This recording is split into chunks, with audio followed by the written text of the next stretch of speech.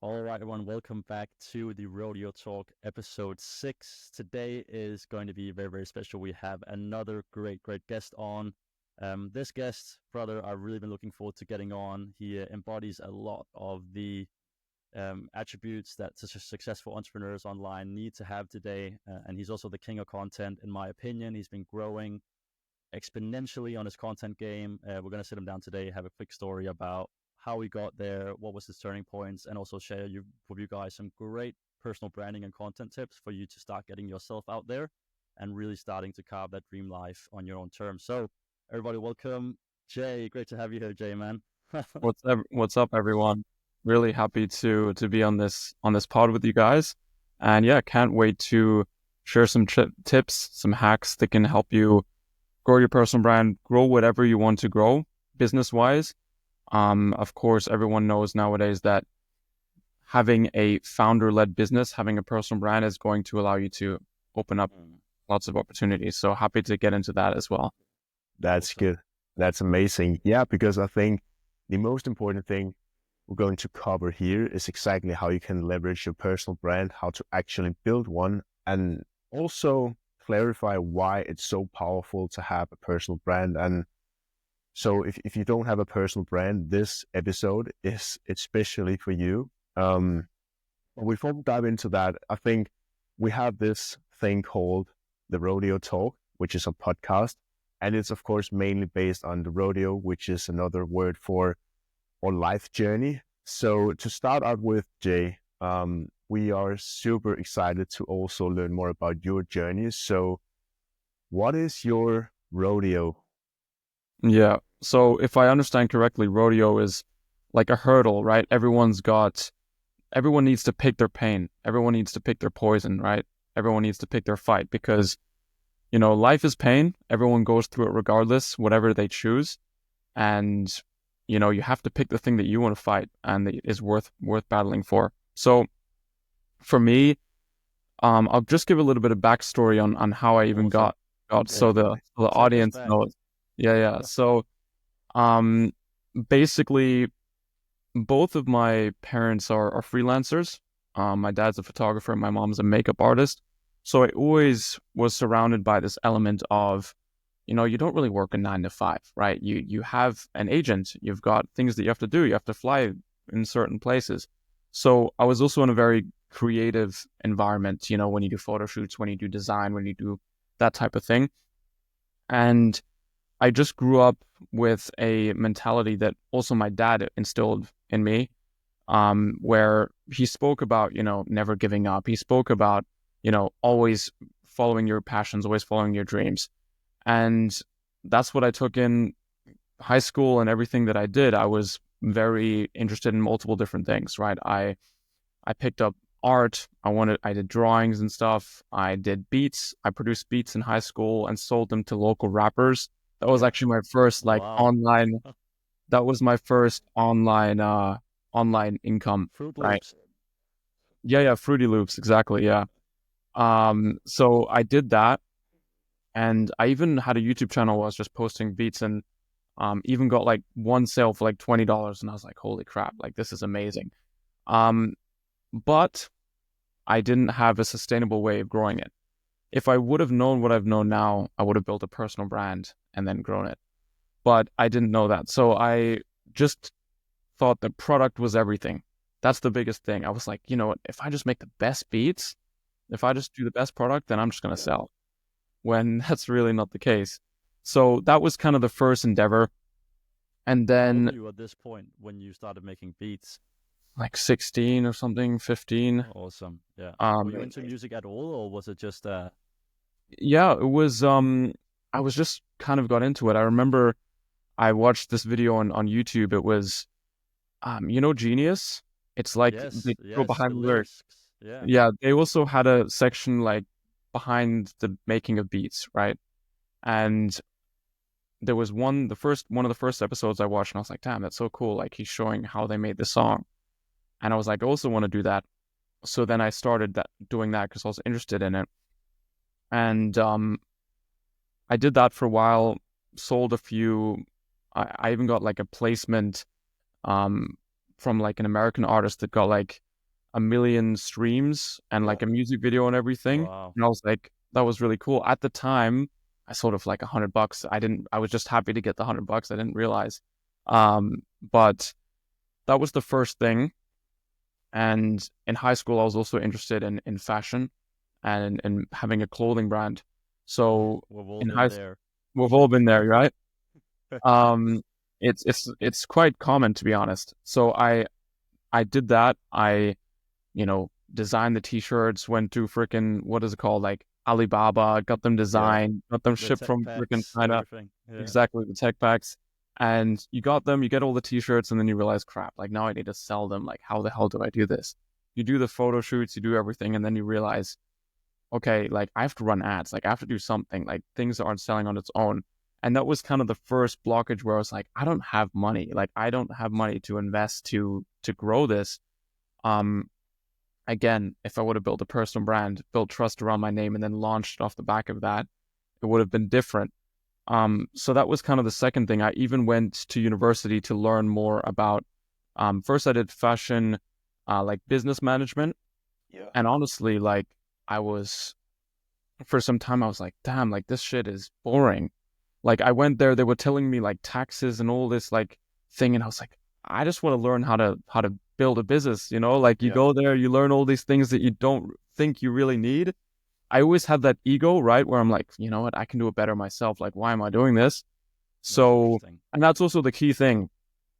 What do you think that comes from? Because obviously you started this with Fruity Loops, and I know for a lot of people out there listening, like they might have this idea or passion, they might be interested in ingenious lyrics and creating beats or whatever that might be, but something's holding them back from actually just starting to do it because there may be a stigma around their social circles. Did you just break straight through that, or do you recall any situations where with the clothing business or your Fruity Loops there was like a bit of resistance there?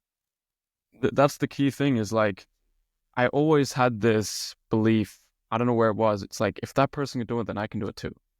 Definitely. And that's the thing that not many people have.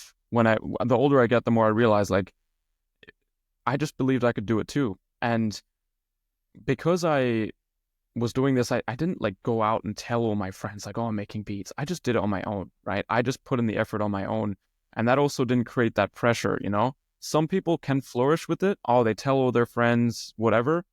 Me personally, now I would probably do it a bit different and a bit more confident. But at the time, I was I'm just going to do this on my own. I'm just going to do this by myself and learn. And I had the ability to just self-educate and problem solve on my own. I didn't need, someone holding my hand. So if there was a problem, if I didn't know how to do a certain thing, I would educate. Okay, how do I master this beat? How do I, mix it? I just searched it and learned it by myself. And the same I did with beats, and the same I do with business every day, is learning how to like self-educate yourself. And the key thing is like just taking things one step at a time and not getting overwhelmed as well. That's also something that I'm telling my clients all the time, is like, for me, like speed is the number one thing. Like there's so many times where we think, oh, I need the perfect setup. Like probably with you guys as well. You're starting the Rodeo podcast. You're like, you know what? Let's just put on the camera and start recording. Definitely, And that's the key thing. And so many people get stuck up in thinking they need everything perfect, or like, oh, once I have this $4,000 camera, then I'll start making my content.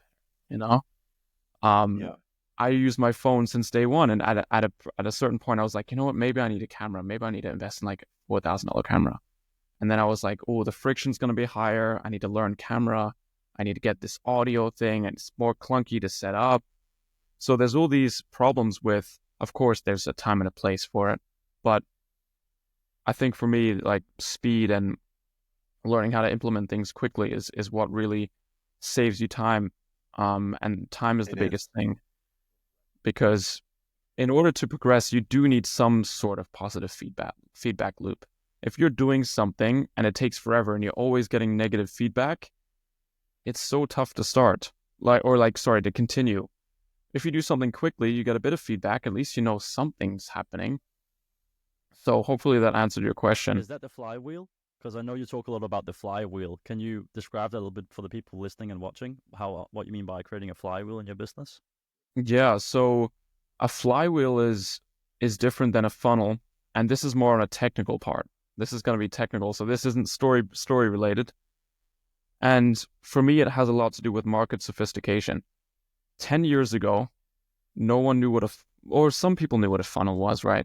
But it was fairly new. Alex Hormozi could run ads. Sam Ovens could run ads. Super cheap, very profitable. Opt-in page. What is this? Oh, VSL. What is this?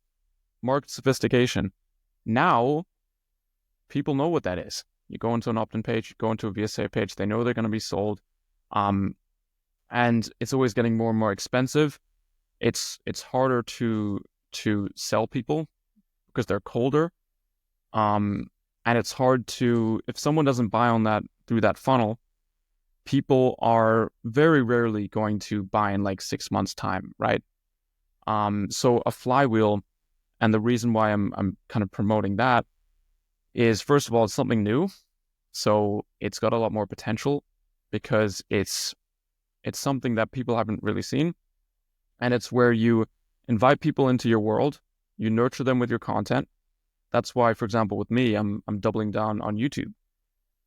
Because not only is it a familiar platform, but it's different than the whole VSL thing. Because if I send someone a landing page with a VSL on the DMs, they're going to be like, oh, this looks a little salesy. You know what I mean? They got the testimonials underneath. If I send someone a YouTube video, they're like, okay, cool. Thanks so much. I appreciate it. Even though it could be the same thing. So basically taking a flywheel, if I want to break it down, it's organic or paid, getting people to follow you, getting people to immediately watch your YouTube videos, get on your email list, and there's like systems that we use to do that. And from there, you've got 4 bits of leverage. You've got a follower, you've got an email subscriber, you've got an open conversation, and potentially a YouTube subscriber all at once. And that's the key thing with the flywheel, and that's the second part. And obviously you want to have conversations, to get to high ticket sales. What I've also been implementing is I've got clients and I've got customers in the flywheel. A client is like a high ticket sale, like multiple thousands of dollars. Yeah. Customers is someone that has buys a low ticket product. And the reason why I've introduced that is some people, they might not have that full conviction, that full trust. So what I did on the 15th of this month and also last month is I'm hosting a workshop, $50, $100 to attend. It's not any extra work for me. I'm delivering that workshop to my clients anyway. So I'm just inviting people that might want to learn how it is to work with me onto that workshop. And I get extra money, right? They buy. And those people will potentially upsell to become a high ticket client. So instead of taking someone through a funnel where it's like complete stranger, booking a call, a lot of friction, to hard selling on the call, because let's be real, when they show up on the call, they might look at the VSL, they might know a little bit about you, but there's not this real trust. It's going to be a hard sale. Yeah. I'm just trying to take people through small steps. Follower, lead, what else is it? Follower, lead, customer, client, case study, right? Just these small steps or smaller steps. And that's why a flywheel is what compounds over time and what builds. There's a few downsides with everything, right? It takes a bit longer, right, to convert. It is cheaper, however, and more profitable. A funnel is faster but more expensive, and in my opinion, it's a bigger headache because you've got a lot of calls. There's going to be probably a lower close rate, and you have to hire people to take care of all those calls. Whereas sometimes, like I've even seen some people, if they build the flywheel correctly, you can sell people in the DMs. You can send people a payment link in the DMs because they trust you so much. Definitely. So that's why I promote the flywheel, and that also just aligns with the type of business I want to run. Yeah. Long term, I'm thinking about everything long term, because ultimately I've seen through many people, when it comes to Sam Ovens and the mistakes he made, and when it comes to, William Brown and all that stuff, is like, you don't want to have a headache business, right? You don't want to have this business that's running your life and you're not running your business, right? For example, I remember Sam Ovens, at some point he was making like 30 million a year, right? He had a lot of employees, a lot of headaches. And this is for people that are watching this, Sam Ovens is like the GOAT of consulting and coaching, Yes, right? yes. Owner of School. And he ran like a $30 million a year business, and he was completely burnt out. The profit margins were very low. He had a very expensive team. And over time, he was like, nah, like this isn't the way to go. Yeah. So eventually he cut his team very low, cut his ad spend very low. He had a few close people that he worked with, and he did also some more organic stuff on YouTube to get clients. Instead of making 30 million a year, he was making 400,000 a month profit, and built the business, made 4 million a year, and making the same amount of profit with so much less headache, so much more fun. And that's kind of what I've just been seeing over and over. So that's why I prefer like building the flywheel, because let's say if a funnel is working, you're getting a 2-3x return on your ad spend, which Sam Ovens was like, that's awesome, right? You have to spend more on ads, which means more calls, which means more hires, which means more fulfillment. So you have all of these hires, all of this things that you need to do. Management and headache. Management, Yeah. exactly. Definitely. And my personal goals is like, I want to have a business that fulfills me. I want to be able to travel. I want to be doing other ventures eventually. Maybe I want to relaunch my clothing brand in like 5-10 years time, whatever.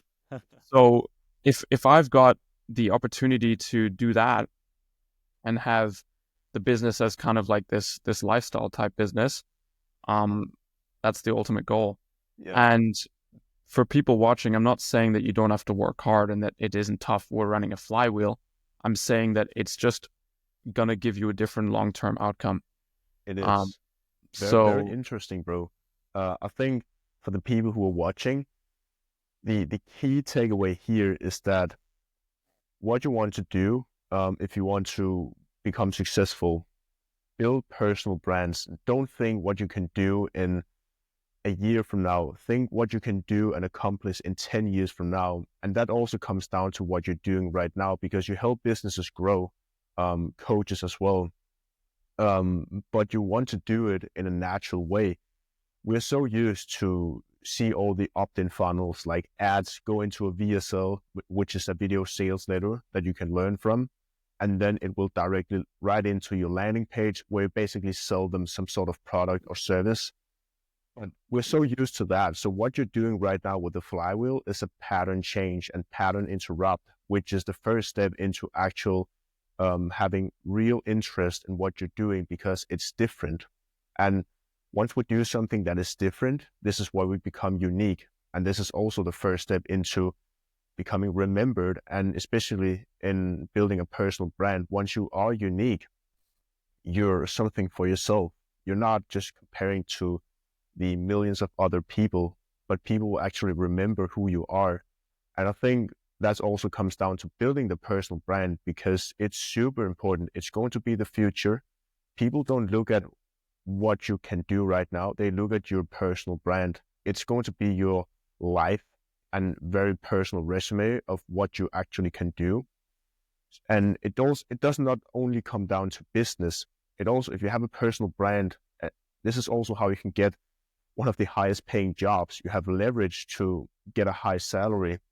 You get a better relationship, find a better girl or a man, because you have this personal brand. So it's going to be the future, and we already see it right now. Completely. But I want to go like a little back, Jay, because right now we're going into like the technical stuff of this flywheel. But can you please break down for the people who are watching, what is it exactly you do? Because I've noticed that you are extremely creative.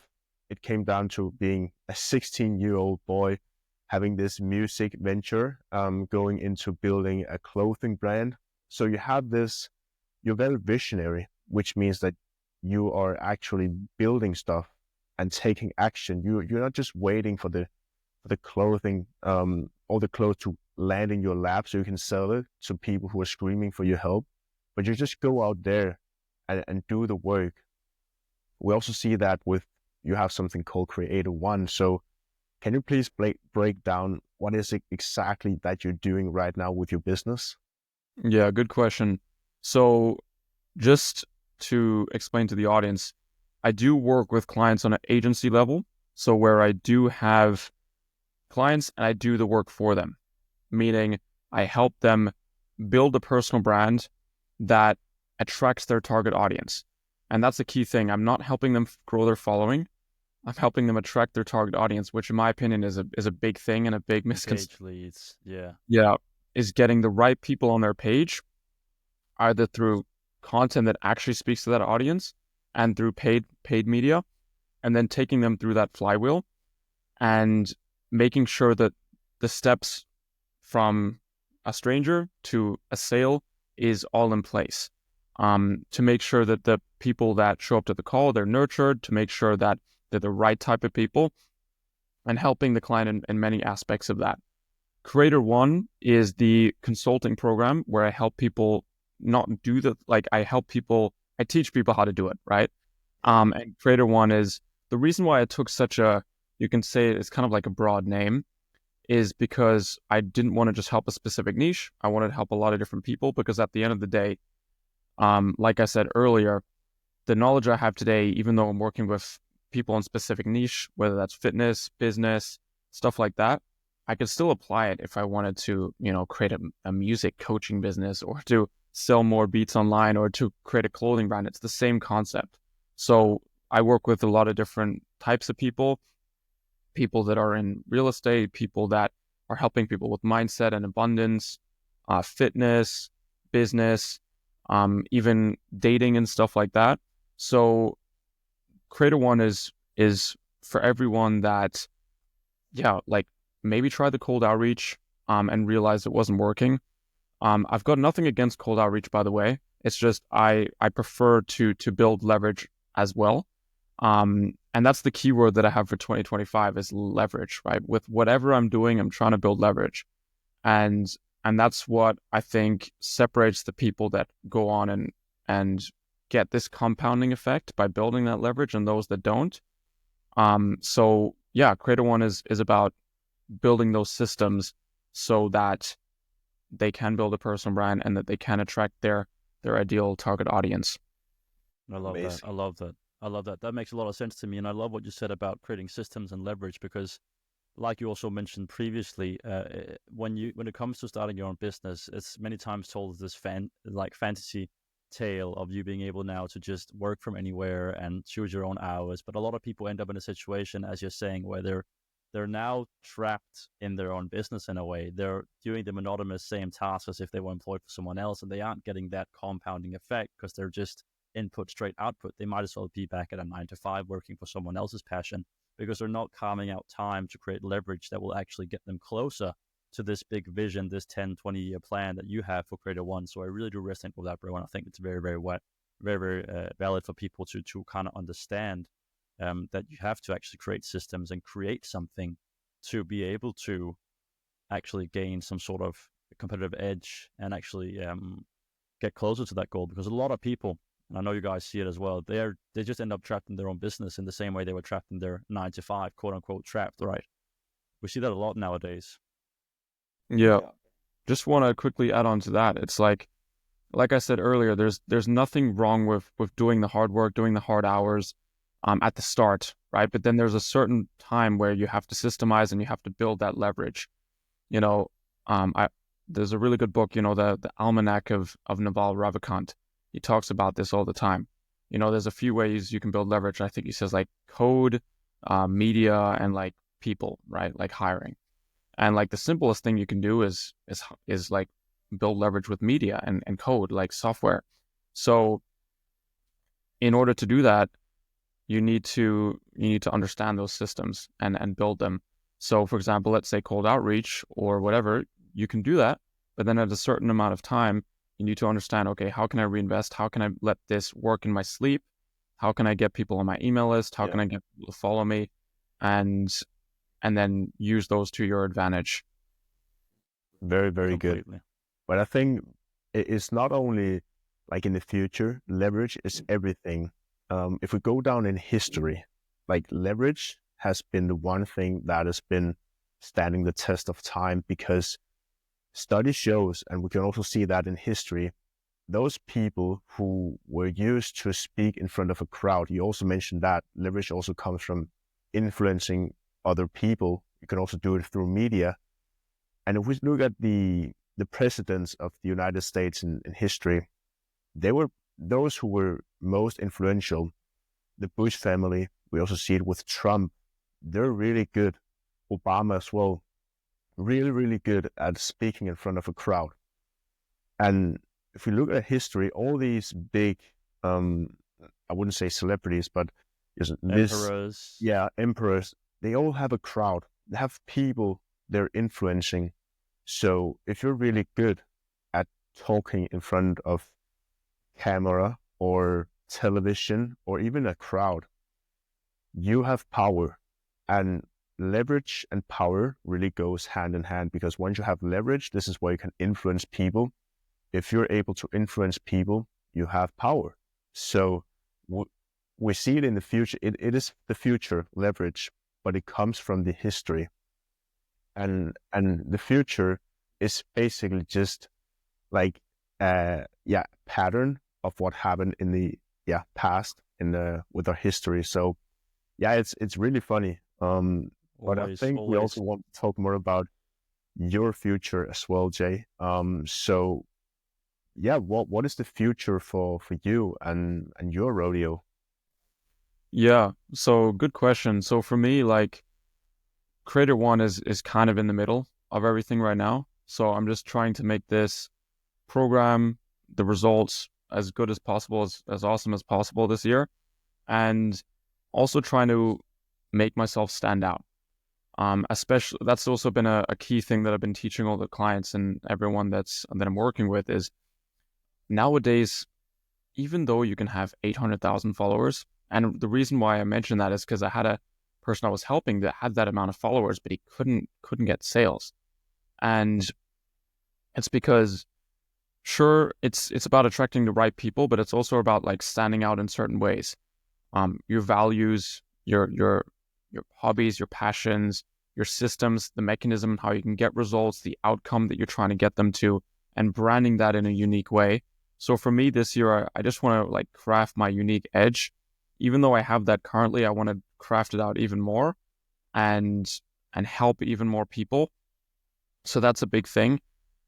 For this year, at least, the 5-year goal is basically building more of a presence on YouTube and really showing my creative side on there, because I'm at the stage currently where I'm making kind of more logical decisions, right, in my life. Putting what needs to come first. But I think for me, I also want to express more of the side that is more visionary, more creative, and put that on YouTube. So that's kind of what I want to do. And also travel and experience more of life and document that on YouTube. I think that's so fun. And yeah, it's not super set in stone in terms of 5 years. I'm more of like a 1-year type person. But yeah, that's kind of the goal. And yeah, like that. This is the coolest thing for the audience to hear is like, even 10 years ago, 20 years ago, you didn't have the medium of social media that was available for everyone to just show your art, show your value in. Before that, like if you're running a business, let's say a lemonade stand, I always use this example. Like when you have a lemonade stand, the only traffic you're relying is foot traffic, right? People that walk by your stand. Now you have the world as a traffic source. So you can really portray your art, portray what you want to help the world with. And that's what I really want to double down on in the next 5 years, is double down on YouTube. The goal this year is 10,000 subs. Nice. So that's going to be a big goal that I'm going to crush. So that's I'm looking forward to it, and yeah. So You're gonna hopefully crush that. answer You're the gonna question. crush that. And it is a long term. You answered it very, very, very, very nicely, Jay. It was perfect, man. Because YouTube is a long term strategy. Those followers are gonna turn into very, very committed follower bases and become that then follower, lead, customer and client in the end, a percentage of them. I have to touch on one thing that you said about media being the source of reaching a lot of people positively, because I think this is how we like to look at media as well when we speak with people on the pod, is a source of actually sharing your art, sharing your value with the world, and not a source of distraction and procrastination, and really flipping that switch and us being a driving force in the work that we do to actually help people through these massive medias, because it's no longer a lemonade stand. You can actually reach the entire world. But one thing we have to get into, because people now might have made it this far, half an hour in, and we want to always leave them on some sort of actionable stuff that they can do. So imagine, Jay, someone's been listening now, they resonate with this stuff, they want to check you out on social media, you're doing well, these things, but they just simply don't have the courage to take that first step and post. And I've told the story before on the pod about my first reel and how it really, I was shaking and sweating, right? And people need to take that first initial step, because as Mikkel said, it's almost your digital CV nowadays, right? It's like you can tell the world who you are, and it's going to help with all your relations, and people are going to check you out, take you more seriously.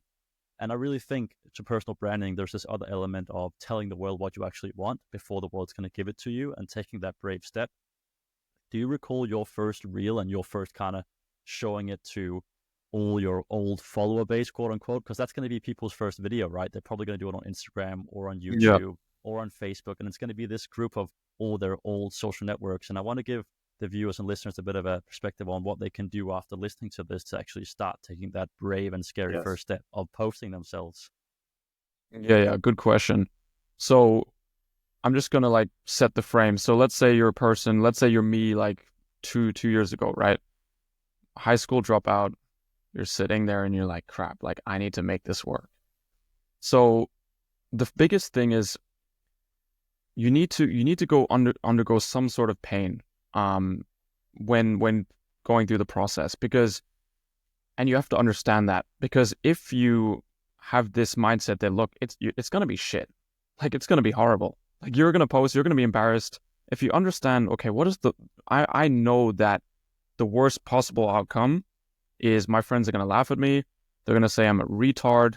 Sorry. Yeah, that's totally They're good. gonna say all these horrible things, and just picture it and just live in that moment and go through that pain firsthand, and then realize, okay, it's actually not that bad, and post, and then do that for a while, post a lot, like do horrible. I want you to do horrible, like do really, really bad, go through that pain of being awkward on camera or not knowing what to say. Because when you go through that pain at the start, first, you're going to learn a lot. You're going to realize, okay, like, first of all, I went through the worst part. And second of all, you're going to realize you need help. If your first video was perfect, or you put, let's say, 10 hours of work into your first video, you're going to think it's not that bad, and you're going to delay the time of when you realize you need help. So I'd rather you do horrible and do that for a little bit and post a lot, and then get help from someone that is doing what you want to do. So that's my biggest advice is I posted a lot. And by a lot, I mean like 600, 700 times. I don't know. I posted a lot. Posted 3 times a day or something, because I just needed the reps. And a lot of people like will come to you and be like, look, I'm not doing that well. My content, it's not doing well. And you look on the page and they got like 10 posts. And I'm like, well, obviously, like it's not doing well. Like you haven't, when you've posted 1,000 times and you're not getting results, then come complain.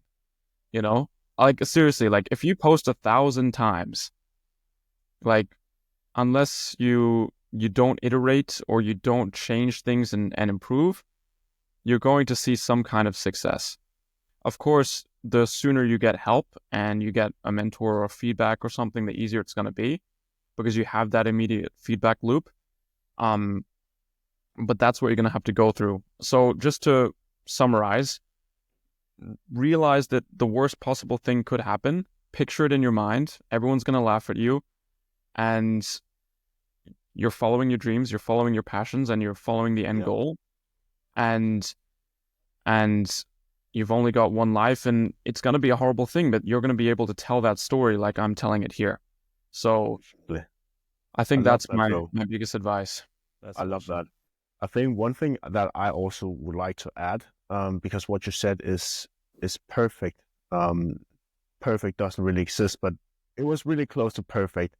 I think what we could do also make it even better is that I think people need to program their mind, because they need to figure out, okay, what is pain and what is pleasure? Because people often compare pleasure to trying new stuff and failing and do horrible, and pleasure is going to be combined with like staying the same, staying comfortable.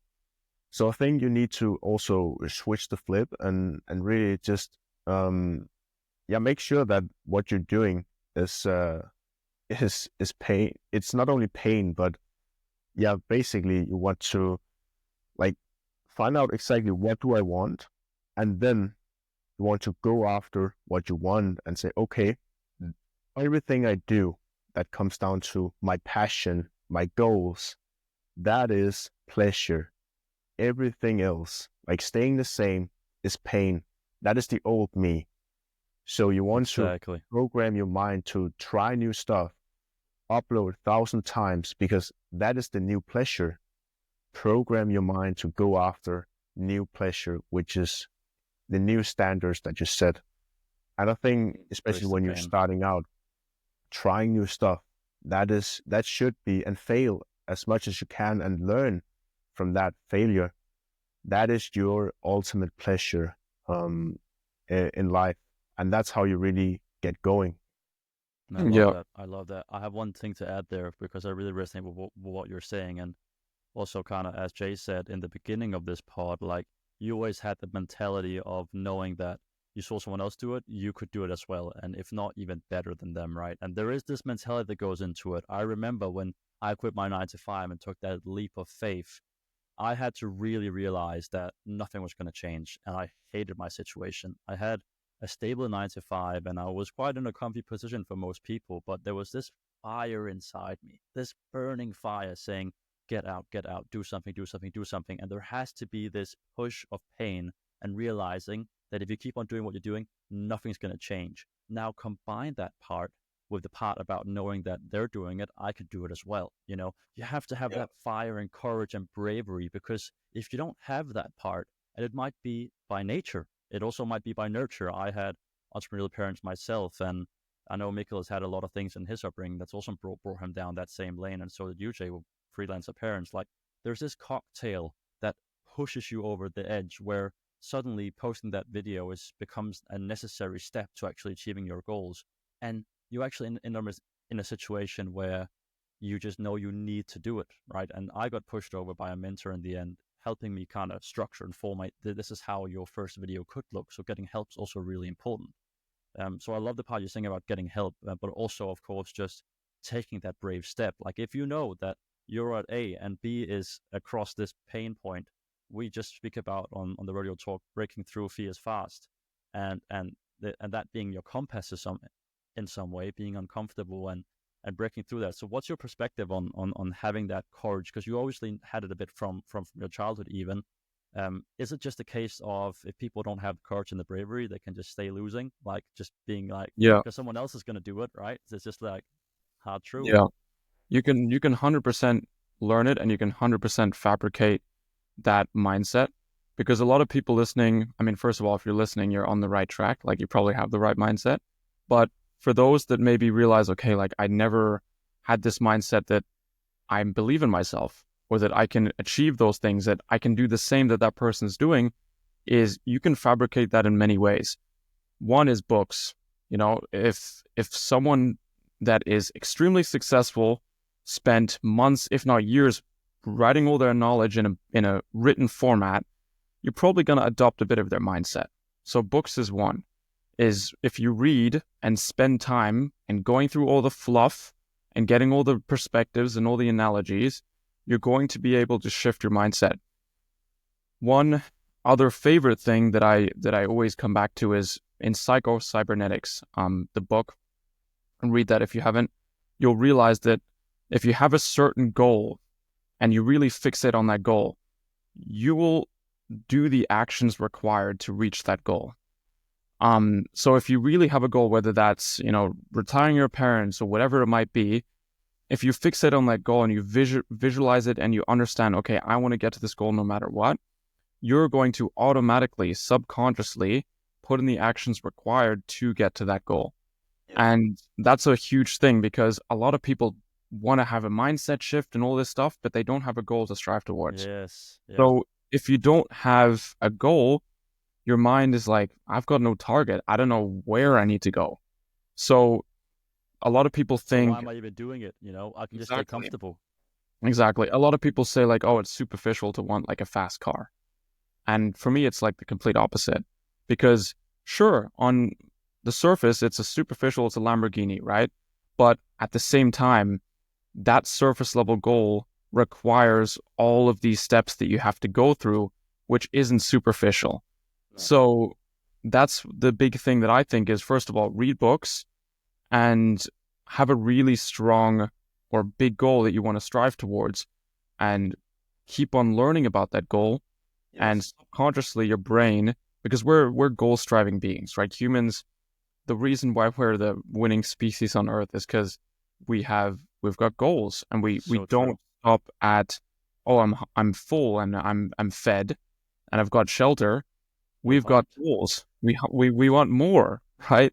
So a lot of people do not have goals that are ambitious, and that's why they don't have a mindset to follow.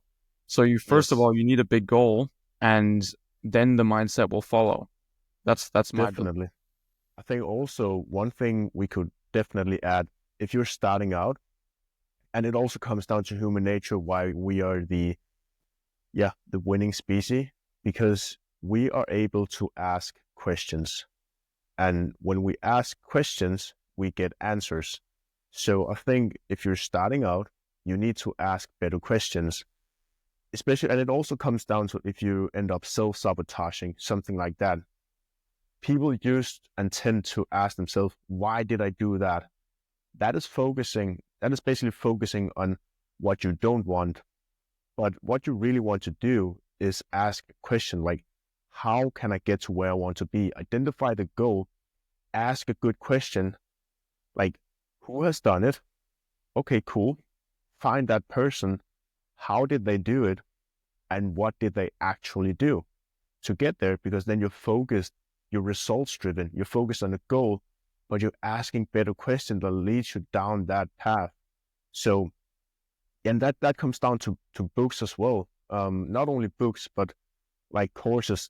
A book is also a kind of course, video course. It could also be guides, everything, interviews. Like, find people who has done exactly what you're trying to do. Ask better questions once you have read that book. Okay, how can I do it? How can I apply it into my life? What do I need to do to get there? Let's say you have read a book like Think and Grow Rich. Okay, how can I program my mind to success so I can become rich, not only financially, but in life? What do I need to do? Oh, maybe I need to think more about my goal. Maybe I need to have more faith in what I can accomplish. So definitely ask better questions, and that will lead you to better answers. And answers is basically what you need to take action on. 100%. Exactly. Yeah, I think a lot comes down to awareness, right? And it all starts with like the reason why you want to change, the reason why you got a goal is because you realize you've got a problem. And once you're problem aware, then everything starts to go down the cycle, right? Oh, you realize there's a solution, then you want a goal, and then so on and so forth. So I think that's a very good point. An interesting perspective here that ties very well that I have kind of started to adapt quite heavily is that I saw an interview with Elon recently and why he's doing what he's doing. You know, what's driving him for these surges. And obviously, we all know that he wants to make humanity multiplanetary. I've read his autobiography as well very recently and understood how his brain works. And he said in this interview that he got very inspired by the Hitchhiker's Guide to the Galaxy, the Hitchhiker's Guide to the Galaxy, I believe it's called. Yeah. And that there was this supercomputer that understood the universe, and it asked, what is the universe? And the supercomputer said 42, and the real moral of the story in that is that he believes that his ethical obligation is to understand the universe, and he believes that the universe is the answer, and we're not asking the right questions because we don't have the awareness yet. And the more we develop as a species and become multiplanetary, the better we'll get at asking the right questions. And the way I'd like to tie this into yourself is that I see my being, my soul, my capabilities as my universe. And there's an answer there. There's definitely capabilities, there's purpose, there's a goal. But I just keep on trying to ask the right questions of what am I capable of. And I see it as my ethical obligation on my level to actually strive and continue to do the stuff that I'll be able to ask those right questions. I actually see it now as my ethical obligation to keep on pushing closer to what I define as success and understanding myself and my capability and reaching these massive, massive goals for myself. And if you think of ethical obligation, this is a mindset that people out there can start to adapt, is that if we think of genocide or something heinous, we would say, that's terrible. How could you ever do that? And I actually like to tie that into, if I'm not getting the right information, if I'm saying that I want B, but I'm using my attention towards information that's in A, distraction, short-term gratification, I'm actually ethically and morally acting against my obligation, which should have the same effect of feeling like, oh, why am I doing that, right? That's one thing that can get people out of this loop of saying they want one thing, but actually acting on a different thing, is really cutting it down and saying, I want that, and therefore it's my ethical obligation to my family name or to the universe or whatever you want to leverage that to or peg that to, for you to just keep on reminding yourself that in a world where comfort and pleasure is easier than ever before, and you can literally get by doing nothing, we need to adapt this mentality of reminding ourselves that human species only existed because we continued to break through those ceilings, right? We hunted because we were hungry. We continued to want to expand and develop and build massive empires. And I think that's going to lead people down two paths, actually. I don't know how you see this, Jay, but I think we're going to actually reach a polarizing time where you're going to have one group of civilization which just seeks the short term and the pleasure and can get by doing virtually nothing. And another part of civilization, Elon Musk and us three included, that wants to actually drive humanity forward on a personal level, but also for the greater good, right? I think there's definitely going to be a divide, whether we like it or not. And it's I think it's showing more and more, because of course, like, we can break it down very simply. There's creators and there's consumers, right? There's people that consume the information and get fed the information and get drowned in the information. I'll just have the example of like social media consumption, right? I think I listened on a podcast the other day, like, I think the average time spent is like 7 hours in the US. So that's a big portion of your life spent on there. And that's literally going to shape your identity. That's going to shape a lot of different things, being fed certain information. And then there's going to be creators that also audit the information that they get and also audit their life and want to improve. And that, you just have to basically decide like which side you want to pick. And it's easier than ever to get started on either side. So it's up to you, and it's up to you with what you want to be known for. Very good. Very good. That is true, man. That is very, very a strong true. Note. That's a strong note to kind of maybe wrap things up a bit. We want to keep these episodes short and consumable, but before we go, we need to know a little bit more about one key takeaway maybe that you would give to people watching this, maybe about personal branding, maybe about what you would have said for yourself 2 or 3 years ago. And then you got to let us know where people can find you and listen to more of your information and become a subscriber to this YouTube channel, one of the 10,000? Yeah, for sure. So I think the biggest tip I can give you is, life isn't boring. Have a childlike curiosity with everything that you do, and education is the key, right? Skills, acquiring education is the key, and have a childlike curiosity. Everyone's got this thing that they can't shut up about. Everyone wants to imagine their wildest dreams, so go after that. You can find me at Jay Hiette on Instagram and YouTube, and yeah, I'm super How do happy you to. spell Hiette? Hiette. Awesome. And Jay is Jay for Yeah. people listening. Yeah. Amazing.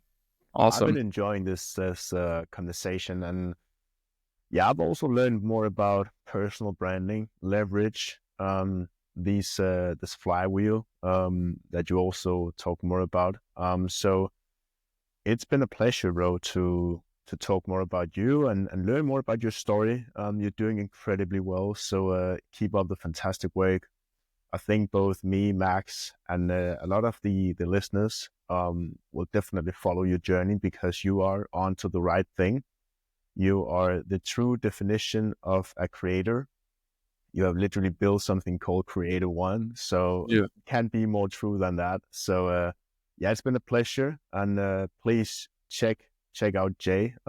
He's killing it, both Instagram and YouTube, and I guarantee that if you actually just do what he's tell you to do, you will succeed, guaranteed. So please listen to this, because it is the first step to changing your perspective, so you can actually start asking yourself better questions and get better answers and get to the right path. So it's been a pleasure, and maybe we have another guest next week. It's going to Stay be tuned. very, very interesting. Yeah, just stay tuned, because every single episode we strive to do our best to give you the best insights that you possibly can hear to level up in life and become the person that you truly want to. But yeah, stay tuned for that, and we'll see you in the next episode. See you guys. Yeah. Bye-bye.